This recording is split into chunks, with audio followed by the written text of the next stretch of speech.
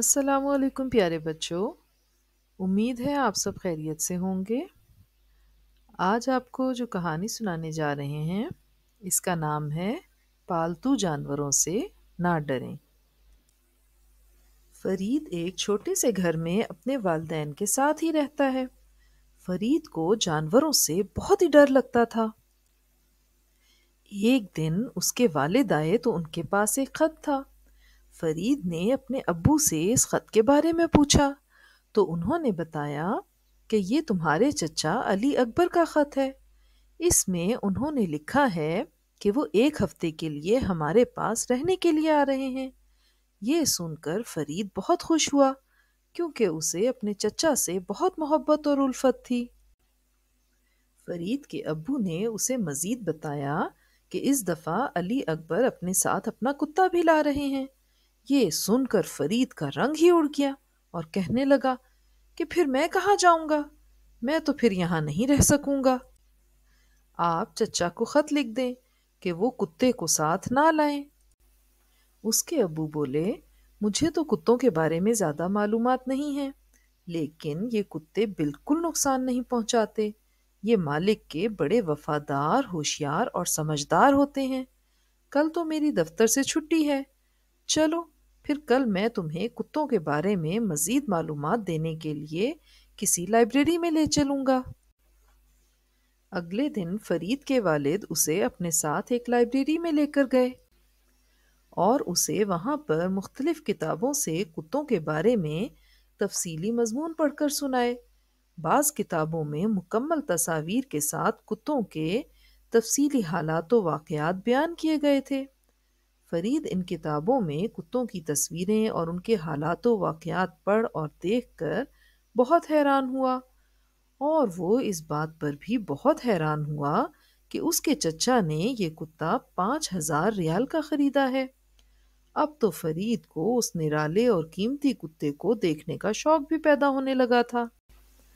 اس نے اپنے ابو سے پوچھا کہ پھر تو کتا خاص اور اسپیشل خوراک بھی کھاتا ہوگا۔ اس کے ابو بولے، جی ہاں، ان کتوں کے لیے تو بازار میں جنرل سٹور پر باقاعدہ الگ سے خوراک ملتی ہے۔ فرید بولا، پھر تو ہمیں اپنے چچا کے کتے کے لیے بھی خوراک لینے کے لیے وہاں جانا چاہیے۔ اس کے والد نے کہا، چلو بازار چلتے ہیں۔ وہ بازار چلے گئے اور وہاں سے ایک سٹور سے انہوں نے کتے کے لیے خوراک بھی خرید لی۔ چند دن بعد جب فرید کے چچا اپنی گاڑی میں فرید کے گھر کے قریب پہنچے تو فرید گاڑی میں ہی کتے کو بیٹھا ہوا دیکھ کر ڈر محسوس کرنے لگا۔ یہ کافی بڑا کتا تھا اور اس کا نام ٹونی تھا۔ فرید اپنے چچا سے مل کر بہت خوش ہوا۔ پھر وہ سب گھر آ گئے۔ جب فرید کے چچا ڈرائنگ روم میں بیٹھے تو انہوں نے کتے سے کہا، ٹونی تم بھی بیٹھ جاؤ۔ یہ سنتے ہی کتا بڑے آرام سے بیٹھ گیا اور اپنی دم ہلا کر علی اکبر صاحب کا شکریہ ادا کرنے لگا۔ فرید کے چچا نے جب یہ دیکھا کہ وہ کتے سے دور ہٹ کر سہما ہوا کھڑا ہے تو کہنے لگے، یہ بڑا بہادر اور سمجھدار کتا ہے۔ جس گھر میں اس نسل کا کتا ہوتا ہے اس میں چوروں کو گھسنے کی ہمت ہی نہیں ہوتی۔ تم کیوں اس سے ڈرتے ہو؟ شام کو چچا علی اکبر اور فرید کتے کو لے کر سیر کے لیے نکل گئے۔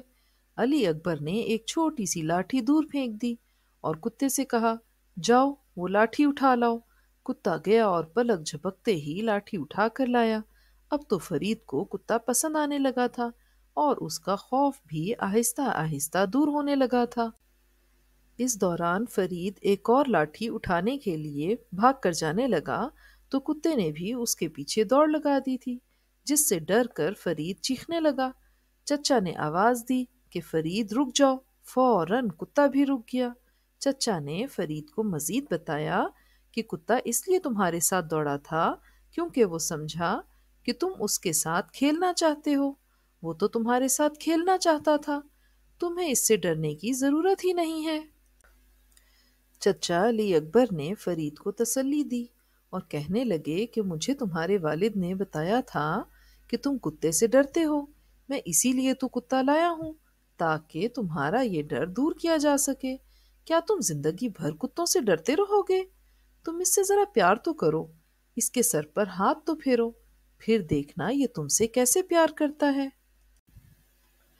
جوں ہی فرید نے کتے کے سر پر ہاتھ رکھا، کتا فرید کے پاؤں چومنے اور چاٹنے لگ گیا اور دم ہلا کر اس کے ارد گرد چکر لگانے لگا۔ اور پھر چچا علی اکبر جوں ہی نیچے بیٹھے تو کتا ان کی گود میں چڑھ کر بیٹھ گیا۔ یہ دیکھ کر فرید بہت حیران اور خوش ہو رہا تھا۔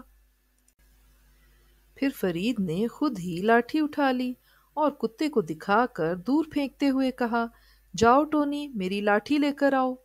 کتا ایک بار پھر فوراً لاٹھی اٹھا لایا اور فرید کے سامنے رکھ دی۔